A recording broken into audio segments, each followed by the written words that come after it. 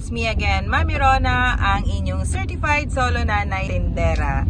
Yes po, ito nga po kahit maulan, kailangan ko pong mamalengke dahil ang dami-dami na pong kulang sa aking tindahan. Dahil bali 2 days na po yung ulan, so medyo tumaas yung tubig sa amin. So ngayon nagkaroon ng alternative route dun sa loob ng subdivision namin. So dun kami dumaan ni Kuya. Ayan nga po, medyo madilim ang kalangitan, pero dahil gusto nating makapagserbisyo ng maayos sa ating mga suking customer, talagang kailangan kompletuhin ni Mami Rona ang kanyang mga paninda.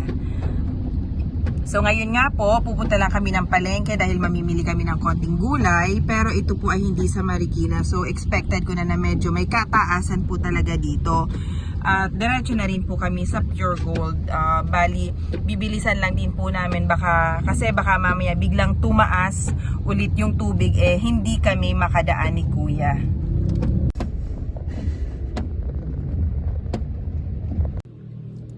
Ayan nga po, ako'y nakapamili na. So ang mga binili ko lang po is yung mga basic talaga na hinahanap sa aming tindahan.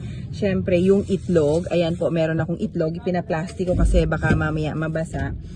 Syempre, bigas din, bumili rin ako, at saka yung ibang mga candy, at saka syempre yung konting sigarilyo, kasi yun po yung talagang hinahanap sa amin na ngayon po ay mabenta. Ito po ay binili ko sa palengke, pero ngayon ay papunta pa rin kami ng Pure Gold para bilhin ko naman yung iba pang mga kailangan ko sa tindahan, like mga chips at saka yung mga biskwit, para kahit papano maging kompleto, dahil ngayon nga po ay baha, hindi po sila makalabas.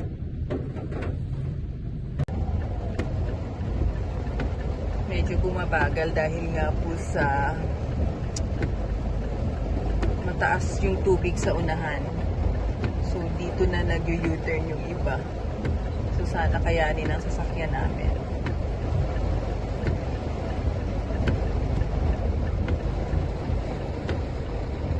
Ngayon nga po ay 11 na ng tanghali. So kahit na ganun medyo madilim po talaga yung kalangitan.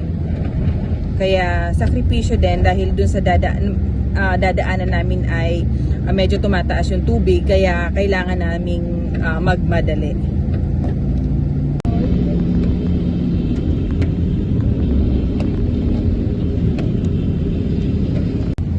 Ayan nga po, hanggang dito sa kalsada ay baha.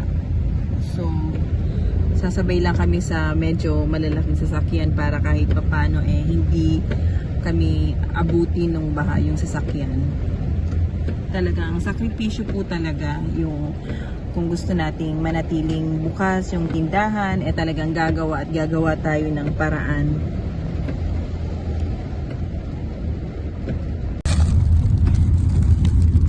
So yun po, no, kung talagang plano na magtitindahan, akala lang ng iba madali yung basta lang magbibenta, pero talagang ito po ay minsan ay sakripisyo yung pagtitindahan, dahil lalong-lalo na nga po kung talagang gusto mo na makapagbigay ng maayos na serbisyo sa mga customer. Ano po, talagang kahit papano, kahit maulan, maaga pa rin akong gigising dahil marami nga pong bumibili ng mga kape. Tapos yung mga pangangailangan, talagang doon na din bibilhin sa akin. So yung iba akala nila madali lang, pero talagang kung iisipin mo medyo sakripisyo din po yung pagtitindahan. Hindi laging, yung iba kasi inisip nila na pag ikaw may tindahan, ikaw na yung boss. Pero para sa akin po, hindi po. Once na ikaw yung may tindahan, napakadami mong boss.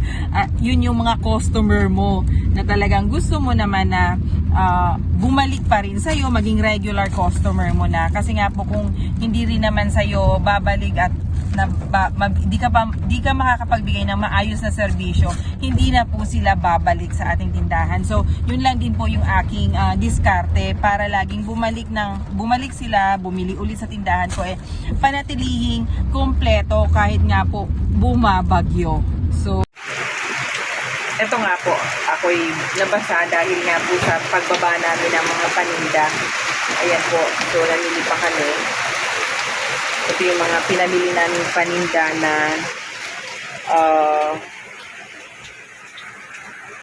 ito nga po talagang patuloy po yung ulan at saka syempre ayan nga po yung kalsada namin talagang medyo mataas na po yung tubig.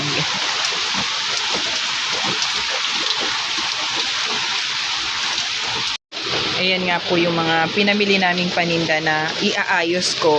Naliligo lang yung anak ko dahil nga po sa nabasa kaming lahat. So si mother kanina yung nagtinda habang wala kami. Ayan nga po, yung delivery po ng gardenia ay hindi nakapasok, pati po yung aking delivery ng itlog at yung delivery ng bigas. So, ito po ay binili ko na lang din sa palengke, pati bumili rin ako ng konting tinapay sa Pure Gold at saka bumili rin ako ng isang sakong bigas sa palengke para lang po meron akong maibenta. Dahil yun nga po, bali 2 days na rin akong hindi nakapamili dahil nga po sa lakas ng ulan at saka syempre hindi kami makalabas sa aming subdivision dahil may kataasan po yung tubig. Ngayon naman po ay binuksan yung parang friendly gate na tinatawag nila. Ang labas namin sa isang subdivision din, and then yun po makakapunta na kami ng palengke. Pero yung palengke lang po na malapit dito sa aming subdivision.